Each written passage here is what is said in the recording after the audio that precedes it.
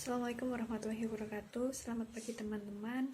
Kami dari kelompok 8 akan mempresentasikan hasil diskusi kami tentang bimbingan karir yang berjudul menggunakan teknologi untuk mendukung perencanaan karir dan konseling karir. Anggota dari kelompok kami yang pertama ada Julia Surya, yang kedua adalah saya sendiri Mufidah Istiqomah, dan yang terakhir adalah Tera Pertiwi Atika. Selanjutnya materi yang pertama akan saya jelaskan. Materi pertama mengenai tentang perspektif sejarah. Jadi, sistem bimbingan karir yang dibantu oleh komputer atau web bermula pada akhir tahun 1960, di mana ada beberapa kesamaan sistem bimbingan karir pada masa awal sistem komputer sebagai berikut. Jadi, ada kesamaan sistem bimbingan karir yang pada tahun itu, yaitu yang pertama adalah sistem perencanaan karir yang komprehensif, menawarkan urutan direncanakan kegiatan untuk pengguna. Jadi perencanaan karir pada masa itu sudah komprehensif, jadi sudah luas gitu loh, untuk menawarkan urutan rencana kegiatan yang akan digunakan oleh konseli atau pengguna web tersebut. Yang kedua adalah sebagian didasarkan pada teori pengembangan karir yang tersedia. Jadi waktu di tahun tersebut, pengembangan karir yang tersedia itu misalnya ada teori karir dari Super, teori karir dari Roy, terus dan yang lainnya. Yang ketiga adalah catatan pengguna disimpan secara ringkas. Jadi ketika tahun itu catatan penggunanya itu sudah disimpan dan diringkas, sehingga ketika konselor ingin tindak lanjut maka tinggal membuka file yang sudah disimpan. Yang ketiga adalah catatan pengguna disimpan sehingga diringkas agar dapat diakses oleh konselor untuk tindak lanjut bekerja. Terus ada secara implisit atau eksplisit mengajarkan proses pengambilan keputusan dianggap oleh pengembangan untuk menjadi yang paling tepat untuk perencanaan karir. Didukung oleh sumber eksternal, dana publik atau swasta. Jadi sistem bimbingan karir pada tahun itu didukung oleh sumber eksternal maupun swasta, sumber dananya maksudnya. Dan yang terakhir adalah dioperasikan pada komputer mainframe yang besar dan masing-masing dengan caranya sendiri, mendorong batas kemampuan mesin host. Jadi pada tahun itu komputernya itu bentuknya itu besar, dan masing-masing toolsnya itu menggunakan cara tersendiri gitu loh, jadi terpisah-pisah. Materi selanjutnya akan dijelaskan oleh Mbak Tera. Mbak Tera, dipersilahkan. Terima kasih Saudara Mufidah Istiqomah untuk waktunya. Saya lanjut dari Saudara Mufidah Istiqomah, masih tentang perspektif sejarah. Itu pada tahun 1976, melanjutkan tadi di awal tahun di akhir tahun 1960-an yang mulai berkembang sistem komputer di dunia bimbingan karir di tahun 1970-an.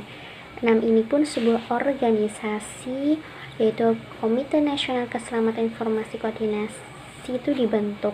Dari salah satunya itu yang sangat menonjol adalah sistem karir pengiriman informasi, atau dalam bahasa Inggris itu disingkat CIDS. Sistem pengiriman ini berbasis komputer yang menyediakan informasi pekerjaan maupun pendidikan. Di sistem ini itu karakteristik yang sangat menonjol itu berfokus pada informasi. Salah satunya ada 5 poin karakteristik berbasis informasi ini. Yang pertama itu dalam sistem ini menawarkan beberapa database meliputi pekerjaan, sekolah, bantuan keuangan, dan lainnya. Dan dalam sistem ini pun sangat berhati-hati dalam pemberian kualitasnya dan ketepatan waktu dari data tersebut. Yang kedua, menyediakan informasi pasar, meliputi prospek kerja ataupun gaji, rentetan gajinya, pendapatan atau penghasilan dari pekerjaan tersebut di negara-negara tertentu.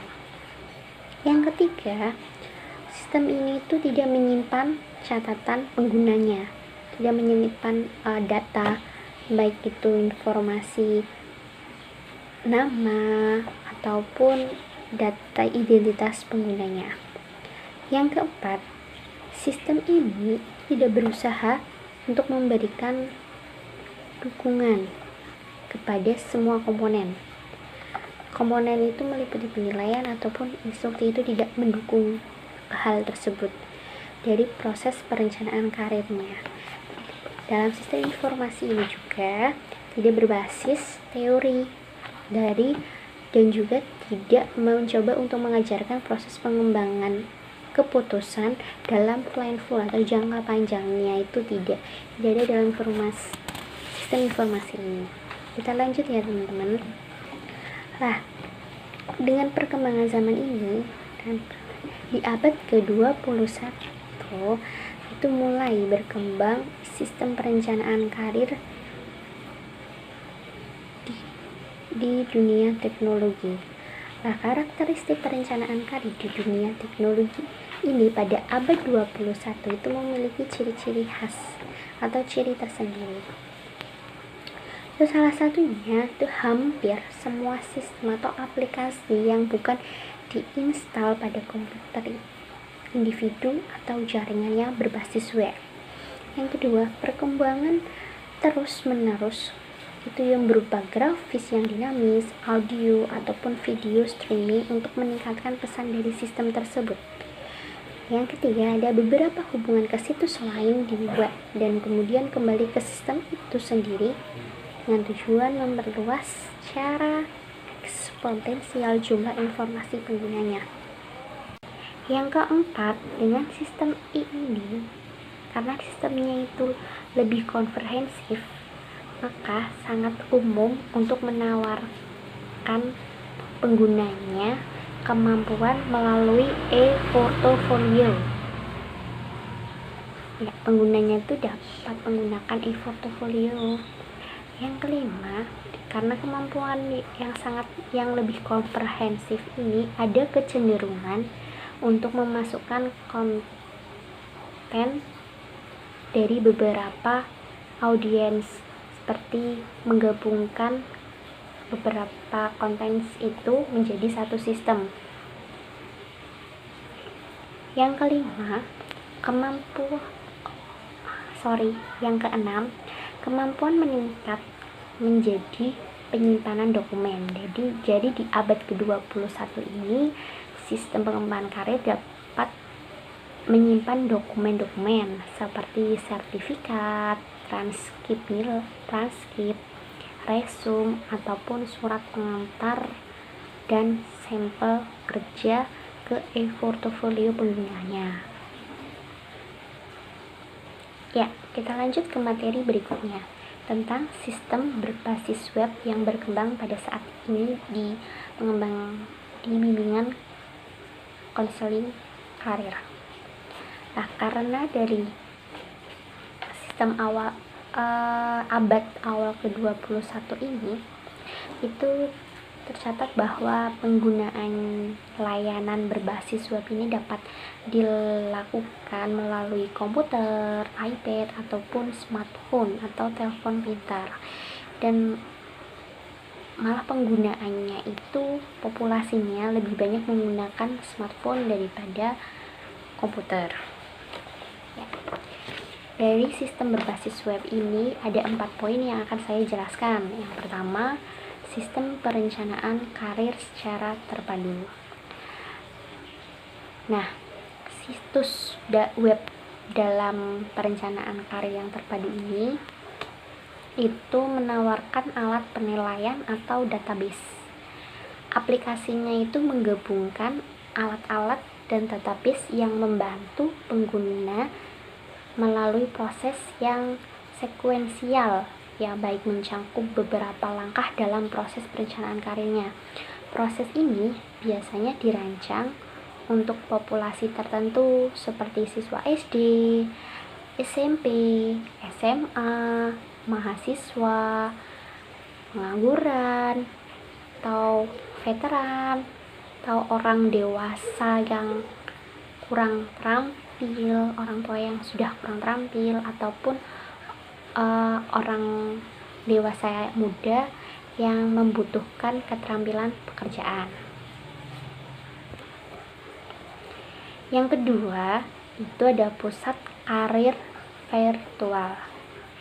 Maksudnya yaitu situs web yang terencana baik yang menciptakan menu master situs tanpa biaya menawarkan potongan komponen dari sistem tersebut.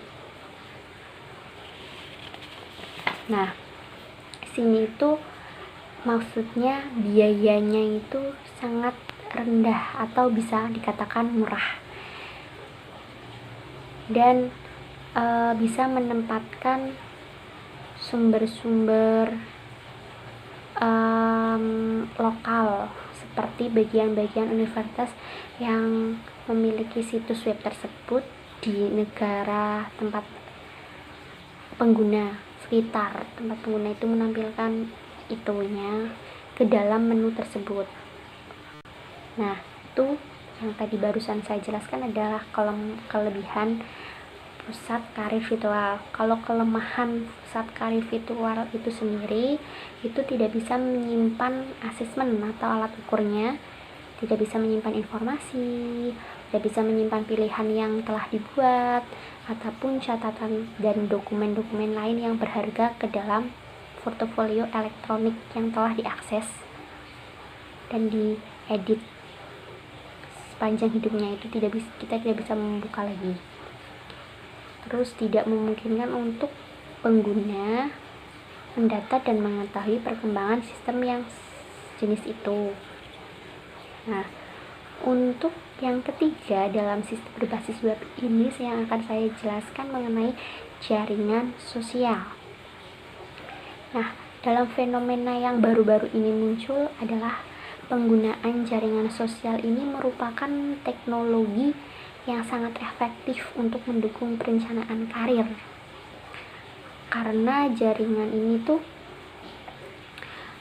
dalam basis jaringan sosial ini, berbasis web ini, pengguna itu dapat menampilkan keterangan dirinya, informasi mengenai dirinya atau biodata dirinya, itu seperti mengunggah foto, mengunggah video ataupun tautan, membuat blog, dan bisa mengundang orang lain atau teman untuk bergabung di jaringan yang pengguna miliki. Seperti itu. Dan pengguna itu dapat memposting di berbagai media sosial yang bersifatnya itu baik negatif ataupun positif. Terkadang ada yang bersifat negatif, maka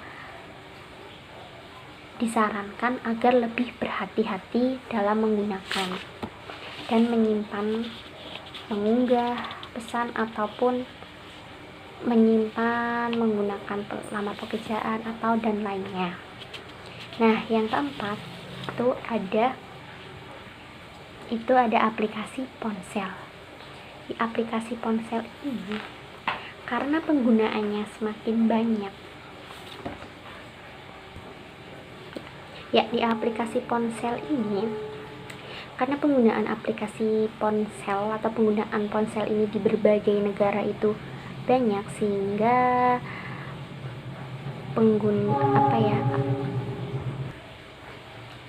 di aplikasi ponsel ini tuh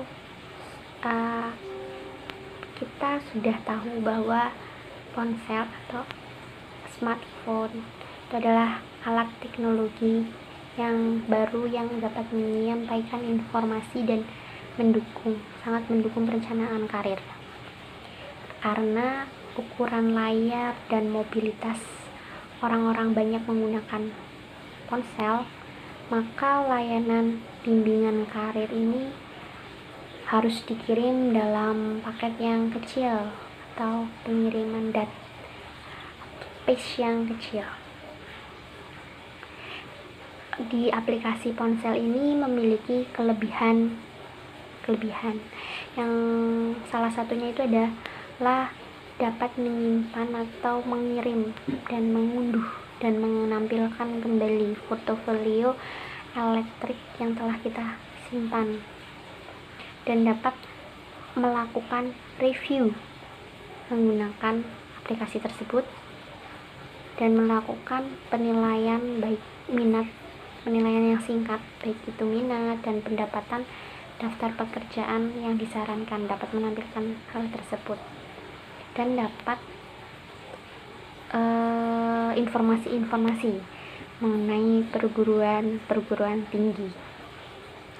Nah, kemudahan ini yang dapat dipertimbangkan bahwa aplikasi ponsel pintar ini sangat tepat untuk memperoleh informasi yang dibutuhkan dalam perencanaan karir dan proses pencarian pekerjaan seseorang.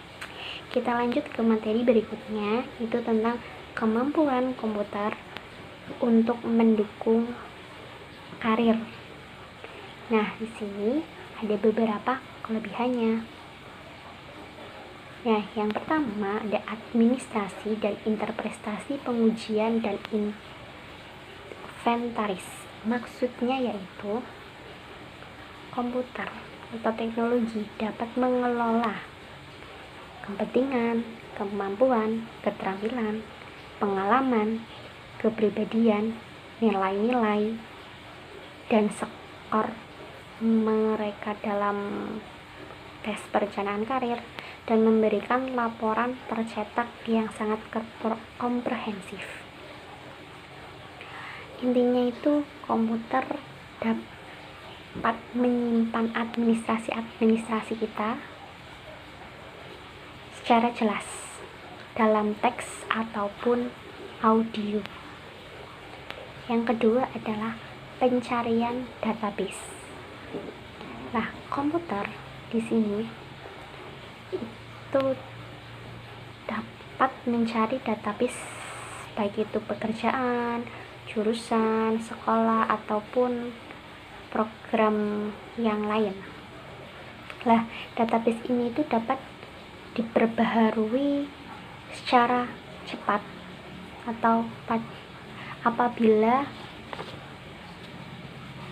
terkoneksi internet. Ya, kalau ada internet itu dapat diperbaharui secara terus-menerus. Seperti itu. Kemudian yang ketiga ada yang namanya crosswalking. Crosswalking itu merupakan kemampuan komputer yang berhubungan ke satu database ke database yang lain dengan sangat mudah. Yang keempat ada pengiriman standar.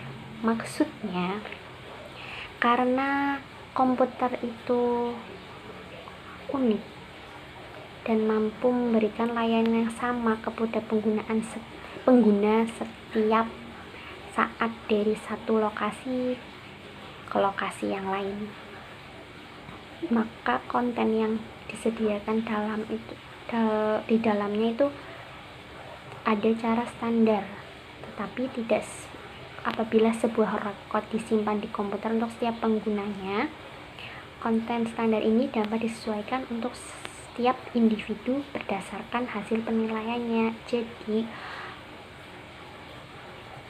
konten-konten yang di dalamnya itu dapat diakses oleh setiap individu. Yang kelima itu ada memonitoring perkembangan pengguna melalui proses perencanaan karirnya.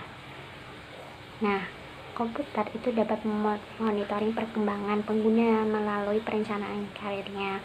Maksudnya adalah pengguna itu komputer dapat menyimpan dan mempertahankan informasi yang telah pengguna miliki, seperti menyimpan elektronik ke dalamnya dan dapat terus-menerus untuk diperbaharui.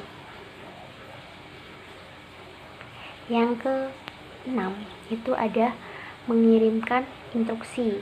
Maksud dari pengiriman instruksi ini yaitu komputer dapat memberikan kemampuan yang kuat dari instruksi yang interaktif. Jadi instruksi ini termasuk dapat pengguna grafis, audio, visual, terus video, kegiatan interaktif dan kuis. Maksudnya ini tuh setiap komputer itu memiliki instruksi yang jelas untuk disampaikan, baik itu secara audio, video ataupun grafis. Yang terakhir ada menghubungkan sumber daya. Menghubungkan sumber daya ini bermaksud apabila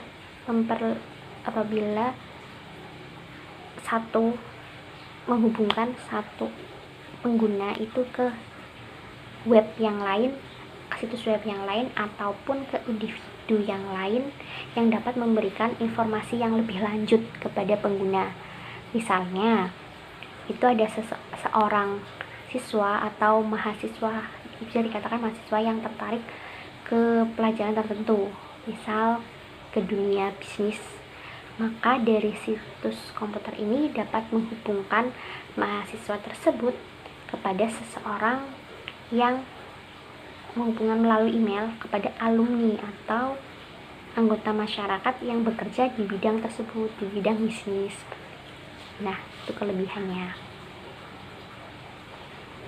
Baik, terima kasih atas kesempatan yang diberikan kepada saya untuk melanjutkan presentasi kelompok 8. Di sini saya akan menyampaikan mengenai keuntungan internet sebagai pengirim petunjuk karir. Yang setidaknya terdapat 5 keuntungan yang kami temukan. Yang pertama yaitu sistem dapat diakses di mana saja dan kapan saja dengan menggunakan perangkat keras seperti komputer dan ponsel pintar. Yang kedua, dengan adanya internet ada potensi untuk melayani audiens dalam jumlah yang lebih besar, karena dengan adanya bantuan internet, individu atau orang-orang akan dengan sangat mudah mengakses situs-situs tertentu. Yang ketiga, e-portfolio dapat dikembangkan dan dipelihara di situs web di mana pengguna dapat memiliki akses seumur hidup. Yang keempat, database dapat diperbaharui lebih sering karena dikembangkan dari satu pusat sumber dan dapat menghubungkan ke semua stasiun pengguna. Yang kelima, menautkan ke sumber daya internet dan komunikasi email dapat lebih mudah dimasukkan dalam sistem, sehingga akan mempermudah komunikasi antara penyedia layanan dan audiens. Tentu ketika kita berbicara mengenai keuntungan, di sisi lain juga terdapat kelemahan. Setidaknya terdapat 2 kelemahan yang kami temukan. Yang pertama, akses dan pengoperasian bisa saja lambat. Kenapa? Karena itu sangat tergantung pada konfigurasi perangkat keras pengguna dan juga lalu lintas di situs web yang menyediakan layanan. Contohnya, bagaimana konfigurasi perangkat keras pengguna itu bisa menjadi lambat aksesnya. Contohnya, ketika seseorang menggunakan komputer keluaran tahun 2000 dengan seseorang yang menggunakan komputer keluaran tahun 2020, kecepatan akses internet itu akan jauh lebih baik pada komputer keluaran tahun 2020. Lalu yang kedua, internet bukan lingkungan yang aman. Dengan demikian, data pengguna mungkin tidak bersifat rahasia. Karena internet sangat luas dan tanpa batas, itu bisa dengan sangat mudah diakses oleh siapa saja dan tidak menutup kemungkinan juga bisa direntas atau dihack oleh orang lain. Di sini terdapat beberapa hal yang bisa kita jadikan sebagai pedoman dalam memilih sistem petunjuk karir berbasis web. Di antaranya, sistem yang berbasis teoritis, adanya inventaris online. Yang ketiga, kualitas dan kelengkapan basis data. Yang keempat, kemudahan pencarian. Di sini yaitu pencarian sumber-sumber informasi yang dibutuhkan. Lalu yang ketiga yaitu content system. Content system yang bagaimana? Content system yang berisi tentang materi pengajaran seperti bagaimana pengajaran dapat diatur, bagaimana menulis resume, bagaimana berpartisipasi dalam wawancara, dan sebagainya. Selanjutnya yaitu daya tarik dan keramahan pengguna. Di sini sistem berbasis web tampilannya itu sangat menentukan seberapa banyak orang akan mengaksesnya. Semakin bagus tampilan web tersebut dan semakin kaya akan informasi-informasi yang disajikan, maka itu akan menjadi daya tarik tertentu bagi seseorang untuk menggunakan sistem tersebut. Lalu, kemampuan multimedia. Pengguna sistem berbasis web merasa lebih menarik dan lebih termotivasi untuk menggunakan jika aset multimedia seperti grafik, dinamis, streaming video, dan audio terdapat dalam situs web tersebut.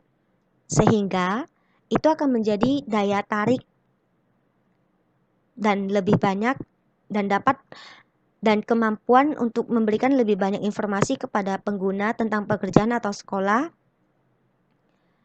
Fitur-fitur ini mungkin memerlukan perangkat lunak khusus pada mesin pengguna serta jalur komunikasi berkecepatan tinggi dengan bandwidth yang signifikan. Lalu yang terakhir yaitu kualitas dan rekam jejak vendor. Artinya di sini vendor yang menyediakan situs web atau menyediakan sistem perencanaan karir itu sangat menentukan bagi seorang menggunakan sistem web tersebut. Kenapa? Kualitas dan rekam jejaknya akan dilihat terlebih dahulu. Jika kualitas dan rekam jejak vendor itu menjanjikan, maka itu akan menjadi pertimbangan untuk mengakses sistem web tersebut. Baik, demikian yang dapat saya sampaikan. Terima kasih. Terima kasih Mbak Aya atas kesempatannya. Kemudian saya akan menjelaskan mengenai menambah sentuh tinggi ke teknologi tinggi, atau biasanya yang dimaksud di sini adalah tanggung jawab konselor. Jadi yang pertama adalah memperluas interpretasi tes dan inventaris sehingga lebih mungkin untuk menginformasikan pengambilan keputusan klien dengan tepat. Yang kedua ada membantu klien untuk mengidentifikasi nilai-nilai pribadi yang akan memandu pengurangan opsi yang disediakan oleh komputer. Yang ketiga ada memberikan motivasi dan dukungan emosional untuk pekerjaan berkelanjutan yang berkaitan dengan perencanaan karir. Dan yang terakhir adalah menyarankan alternatif kreatif yang tidak difasilitasi oleh situs web atau komputer tersebut. Materi selanjutnya adalah konselor dan komputer. Maksudnya di sini adalah kompetensi apa yang dibutuhkan oleh konselor dalam sistem komputer atau web. Yang pertama adalah pengetahuan tentang perangkat lunak komputer dan situs web. Yang kedua, kemampuan untuk mendiagnosis. Yang ketiga, kemampuan untuk memotivasi. Dan yang terakhir adalah kemampuan untuk klien bergerak ke tindak lanjut. Selanjutnya ada isu yang berkaitan dengan cyber counseling. Jadi isu-isu di sini yang pertama ada responsiveness mungkin terkena dampak yang cukup serius karena keterbatasan jarak atau bisa jadi dengan kurangnya sinkronitas dalam berkomunikasi.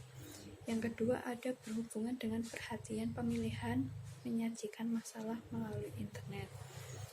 Yang ketiga ada menentukan klien dapat keuntungan dari layanan melalui cyber counseling. Maksudnya adalah klien dapat keuntungan nggak dari cyber counseling ini atau malah merugikan. Yang keempat adalah fakta bahwa internet adalah lingkungan yang tidak aman. Memang internet itu banyak tidak aman karena banyak virus-virus ataupun pengkopian data dari situs internet. Dan yang terakhir adalah bagaimana mengidentifikasi dan melatih konselor bekerja dalam cyber counseling. Demikian presentasi dari kami. Apabila ada salah kata, mohon maaf. Wassalamualaikum warahmatullahi wabarakatuh.